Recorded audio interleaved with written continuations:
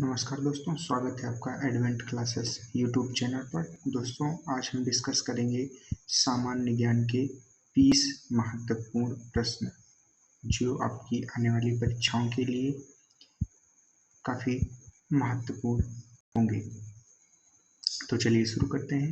प्रश्न नंबर 1 है, संविधान में दोनों सदनों की संयुक्त बैठक का प्रावधान किस अनुच्छेद में है? Option A 108, option B 110, option C 173, option D 166। तो इसका सही आंसर होगा ऑप्शन ए 108, क्योंकि ऑप्शन बी जो 110 दिया है इसमें धन विधेयक का प्रावधान है। अनुच्छेद 173 में राज्य विधानमंडल में सदस्यता के लिए योग्यताएं दी हुई हैं और अनुच्छेद 166 में किसी राज्य सरकार के कार्य संचालन से संबंधित प्रावधान किए गए हैं। तो चलिए आगे बढ़ते हैं। क्वेश्चन नंबर 2 है, विश्व में ट्रेड ऑर्गेनाइजेशन का प्रथम मंत्रिवर्गीय सम्मेलन कहाँ हुआ था? Option A America, option B Singapore, option C France, option D Switzerland. तो इसका सही आंसर होगा ऑप्शन बी सिंगापुर। आगे बढ़ते हैं। क्वेश्चन नंबर 3 है, अंतर्राष्ट्रीय न्यायालय के न्यायाधीशों की पदावधि कितने वर्ष होती है? तो इसका सही आंसर होगा 9 वर्ष। आगे बढ़ते हैं। राष्ट्रपति का रिक्त स्थान कितने समय के भीतर भर लिया जाना होता है? तो हमारे संविधान में प्रावधान है कि राष्ट्रपति का पद जो है वो 6 महीने के भीतर भर लिया जाना चाहिए। अगला क्वेश्चन है, पृथ्वी के वायुमंडल का सर्वाधिक घनत्व किस मंडल में होता है? तो इसका सही आंसर होगा क्षोभ मंडल में। क्षोभ मंडल में पृथ्वी के वायुमंडल का सर्वाधिक घनत्व होता है। क्वेश्चन नंबर 6 है, भारत में रिमोट सैटेलाइट प्रोग्राम के जनक कौन थे? तो इसका सही जवाब होगा के कस्तूरी रंगन जी। के कस्तूरी रंगन जी भारत में रिमोट सैटेलाइट प्रोग्राम के जनक कहे जाते हैं। क्वेश्चन नंबर 7 है, रासायनिक रूप से मिल्क ऑफ मैग्नीशिया किसे कहा जाता है? तो इसका सही जवाब होगा option number B magnesium hydroxide. Option number B magnesium hydroxide. अगला क्वेश्चन है, 7 टापुओं का शहर किसे कहा जाता है? तो 7 टापुओं का शहर हम सभी जानते हैं मुंबई को कहा जाता है। क्वेश्चन नंबर 9 है, ग्रीनलैंड किस देश का अभिन्न अंग है? तो ग्रीनलैंड जो है वो option number C Denmark. Denmark का इस पर आधिपत्य है।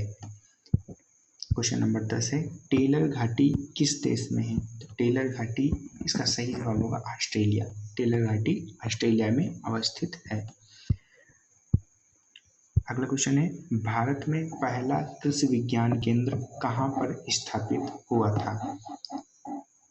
क्वेश्चन नंबर 11 है, भारत में पहला कृषि विज्ञान केंद्र कहाँ स्थापित हुआ था? इसका सही जवाब होगा option number B Puducherry.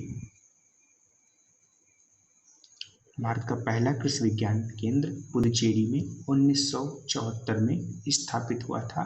Doctor Mohan Singh Mehta की अध्यक्षता वाली एक समिति बनी थी, उसी की सिफारिश के पश्चात पहला कृषि विज्ञान केंद्र पुदुचेरी में स्थापित हुआ था।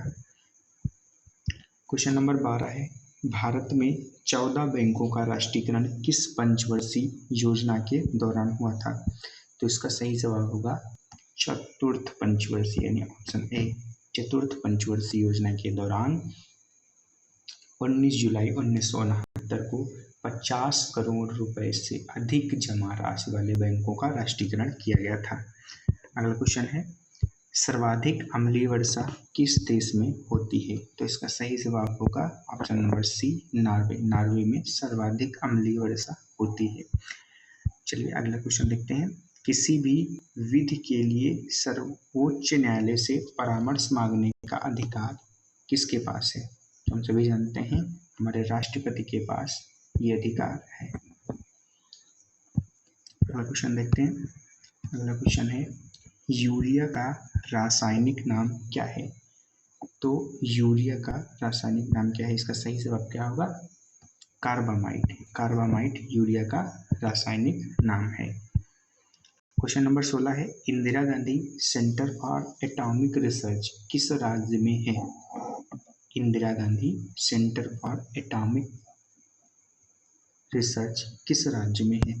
तो इसका सही जवाब होगा तमिलनाडु में। ऑप्शन नंबर बी इसका सही जवाब है। अगला क्वेश्चन है कार्यपालिका का प्रमुख कौन होता है? तो हम सभी जानते हैं कार्यपालिका का प्रमुख संवैधानिक रूप से राष्ट्रपति को माना गया है। अगला क्वेश्चन है राष्ट्रपति लोकसभा भंग करते हैं।